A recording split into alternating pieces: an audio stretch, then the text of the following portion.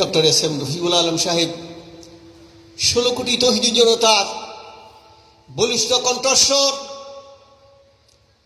16 কোটি তৌহিদি জনতার নয়নমণি, বিংশ শতাব্দীর ইসলামের পতাকাবাহী বিপ্লবী সৈনিক হযরতুল আল্লাম আলহাই মাওলানা মুগল আলম সাহেব মাদাজিলুল আলী, উপাধ্যক্ষ সাতকানিয়া আলিয়া মাদ্রাসা, মুনিরুল আলম সাহেব অধ্যক্ষ সাতকানিয়া আলিয়া মাদ্রাসা, অন্যান্য নায়েব হযরতুল উলামায়ে কেরাম, মুরব্বি নিজাম, সর্ববয়সী উপস্থিতি, পর্দানশীল মুমিনেরা, আসসালামু আলাইকুম ওয়া রাহমাতুল্লাহি ওয়া বারাকাতুহু।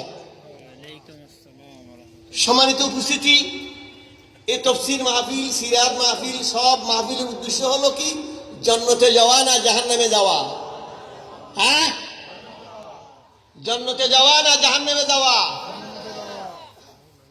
জান্নাতের পথ কোনটা? আওয়ামী লীগ, বিএনপি, জাতীয় পার্টি যেই দল হোক, কোরআন ছাড়া জান্নাতে যাওয়ার কোন পথ আছে? এই কোরআনের দল করা সুন্নত, নফল না ফরজ? এটা করা কি? দল মত নির্বিশেষে সমস্ত মুসলমান যারাই পড়েছে লা ইলাহা ইল্লাল্লাহু মুহাম্মাদুর রাসূলুল্লাহ সাল্লাল্লাহু আলাইহি ওয়াসাল্লাম, তাদেরকে কোরআনের দল করা কি? এই কোরআন কার? এ কোন ব্যক্তির নয়, কোন দলের নয়, কোন শ্রেণীর নয়। এটা হলো আরশাদের মালিক লা ইলাহা ইল্লাল্লাহ, যিনি জান্নাত এবং জাহান্নামের মালিক, তারই কোরআন। ঠিক না বেটি? সুতরাং জান্নাত চাইলে কোরআন ছাড়া বিকল্প পথ নাই। এই পথ হলো দুইটা। পথ কয়টা? একটা হলো কোরআনের পথ, আর একটা হলো কি? মানুষের পথ। মানুষের পথের গন্তব্যস্থান হলো জাহান্নাম, কোরআনের গন্তব্যস্থান কোথায়? জান্নাত।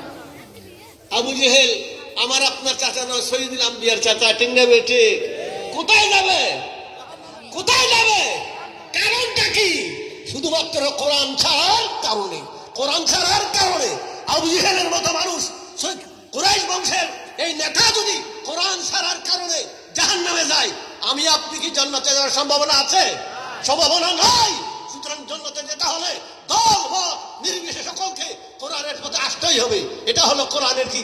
দাওয়াত। এটা হলো কোরআনের দাওয়াত। আল্লাহ পাক দল মত নির্বিশেষে সকলকে কোরআনের পথে এসে বাংলার সংসদ আল্লাহ পাক কোরআন পৌঁছে দিক। আমিন। আমার তৌফিক ইল্লা বিল্লাহ। আসসালামু আলাইকুম ওয়া রাহমাতুল্লাহ।